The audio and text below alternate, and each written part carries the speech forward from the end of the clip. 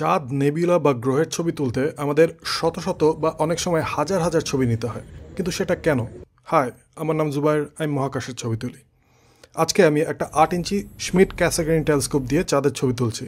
Detail আর রং ভালো করে ধারণ করার জন্য আমি 400টি র এক্সপোজার নিচ্ছি। ছবিগুলো একটার পর একটা দেখলে আমরা খেয়াল করব যে চাঁদের পৃষ্ঠ একটু কাঁপছে, যেন আমরা পানির নিচ থেকে চাঁদকে দেখছি। ব্যাপারটা কিন্তু অনেকটা তাই। আমাদের বায়ুমণ্ডলের প্রত্যেক কিউবিক সেন্টিমিটারে 26 মিলিয়ন ট্রিলিয়ন পার্টিকেল আছে। মহাশূন্যের তুলনায় আমাদের বায়ুমণ্ডল পানির মতোই ঘন। আর যেহেতু আমাদের বায়ুমণ্ডলের এক এক স্তরের তাপমাত্রা এক এক রকম, তাই প্রতিনিয়ত আবহাওয়া পরিবর্তনের কারণে এই স্তরগুলোর মধ্যে অস্থিরতা তৈরি হয়। এটি বোঝার জন্য আমরা আমাদের রান্নাঘরের চুলো ব্যবহার করতে পারি। যদি বায়ুমণ্ডলে কোনো অস্থিরতা না থাকতো, তাহলে আমরা মহাকাশ বস্তুগুলোকে এরকম পরিষ্কার আর স্থিরভাবে দেখতে পারতাম। এখন যদি আমরা আগুনের পেছনের ছবিটা রাখি, তাহলে দেখব ভিন্ন তাপমাত্রার বাতাসের কারণে পিছনের ছবিটা কাঁপছে।